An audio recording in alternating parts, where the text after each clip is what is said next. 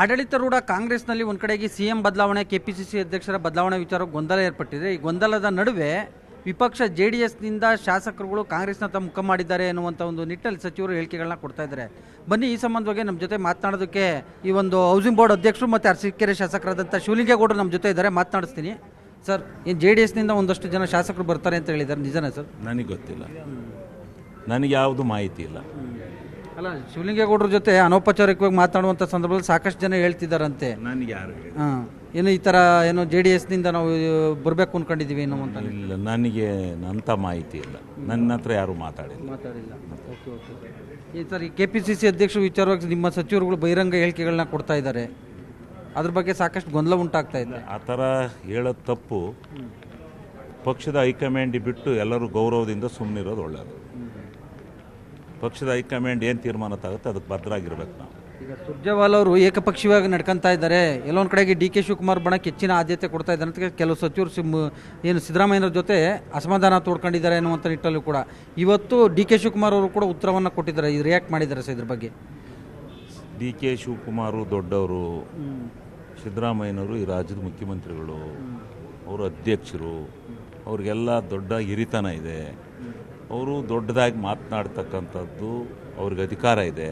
ನಾವೆಲ್ಲ ಶಾಸಕರು, ನಮಗೆ ಆ ಅಧಿಕಾರ ಇಲ್ಲ. ಅದರಿಂದ ನಾನು ಯಾವುದೇ ವಿಚಾರವನ್ನು ಪಾರ್ಟಿಯ ಹೈಕಮಾಂಡಿಂದಾಗಲಿ ಯಾವುದೇ ವಿಚಾರವನ್ನು ನಾನು ಮಾತನಾಡಲ್ಲ. ಈಗ ಕೆಪಿಸಿಸಿ ಅಧ್ಯಕ್ಷರು ಬದಲಾವಣೆ ವಿಚಾರವಾಗಿ ಮಾತನಾಡುವಂಥ ಸಚಿವರಿಗೆ ಏನು ಹೇಳ್ತೀರಾ ಸರ್? ನಾನು ನಮ್ಮ ಪಕ್ಷದ ಗುಟ್ಟನ್ನು ನಮ್ಮ ಮನೆಯೊಳಗೆ ಇಟ್ಕೋಬೇಕು. ಖರ್ಗೆ ಅವರು ಹೇಳ್ದಂಗೆ ನಾವೆಲ್ಲ ಸುಮ್ಮನೆ ಅದನ್ನು ದೊಡ್ಡದು ಮಾಡೋದು ಒಳ್ಳೆಯದಲ್ಲ ಅಂತಕ್ಕಂಥದ್ದು ನನ್ನ ಭಾವನೆ. Okay sir, thank you. So ಇದಿಷ್ಟು ಅರಸೀಕೆರೆ ಶಾಸಕ ಶಿವಲಿಂಗೇಗೌಡರ ನೇರ ನುಡಿಗಳು. ಕ್ಯಾಮ್ರಾಮನ್ ರಾಯ್ಡು ಜೊತೆ ಹೆಬ್ಬಾಕ ತಿಮ್ಮೇಗೌಡ, ನ್ಯೂಸ್ 18 ಕನ್ನಡ, ಬೆಂಗಳೂರು. ಆಡಳಿತಾರೂಢ ಕಾಂಗ್ರೆಸ್ನಲ್ಲಿ ಒಂದು ಕಡೆಗೆ ಸಿಎಂ ಬದಲಾವಣೆ, ಕೆಪಿಸಿಸಿ ಅಧ್ಯಕ್ಷರ ಬದಲಾವಣೆ ವಿಚಾರ ಗೊಂದಲ ಏರ್ಪಟ್ಟಿದೆ. ಈ ಗೊಂದಲದ ನಡುವೆ ವಿಪಕ್ಷ ಜೆಡಿಎಸ್ನಿಂದ ಶಾಸಕರುಗಳು ಕಾಂಗ್ರೆಸ್ನತ್ತ ಮುಖ ಮಾಡಿದ್ದಾರೆ ಎನ್ನುವಂಥ ಒಂದು ನಿಟ್ಟಲ್ಲಿ ಸಚಿವರು ಹೇಳಿಕೆಗಳನ್ನ ಕೊಡ್ತಾ ಇದ್ದಾರೆ.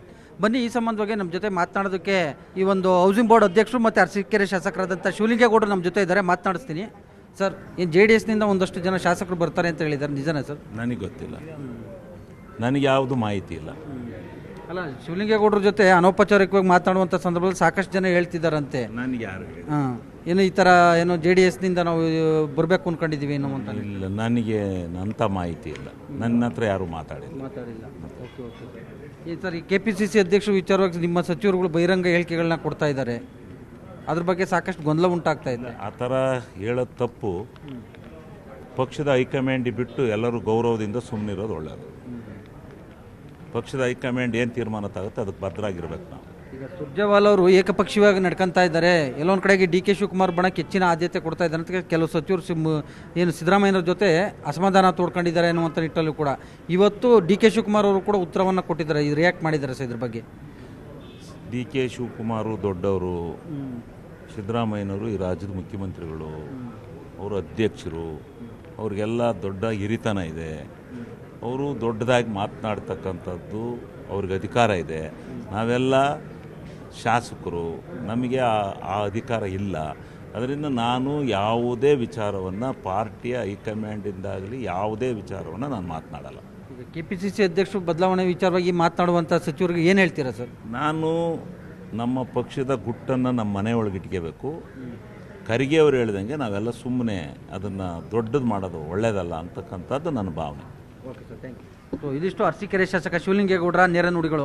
ಕ್ಯಾಮ್ರಾಮನ್ ರಾಯ್ಡು ಜೊತೆ ಹೆಬ್ಬಾಕ ತಿಮ್ಮೇಗೌಡ, ನ್ಯೂಸ್ 18 ಕನ್ನಡ, ಬೆಂಗಳೂರು. ಕನ್ನಡಿಗರ ಮೆಚ್ಚಿನ ನಿಮ್ಮ ನ್ಯೂಸ್ 18 ಕನ್ನಡ ಈಗ ವಾಟ್ಸ್ಆಪ್ನಲ್ಲಿಯೂ ಲಭ್ಯ. ಕರ್ನಾಟಕ ಮತ್ತು ದೇಶ ವಿದೇಶದ 360 ಡಿಗ್ರಿ ಸುದ್ದಿ ವಿವರವನ್ನ ನೀವು ನಿಮ್ಮ ಕೈ ಬೆರಳುಗಳಲ್ಲಿಯೇ ಪಡೆಯೋದಿಕ್ಕೆ ಈ QR ಕೋಡ್ ಅನ್ನ ಸ್ಕ್ಯಾನ್ ಮಾಡಿ.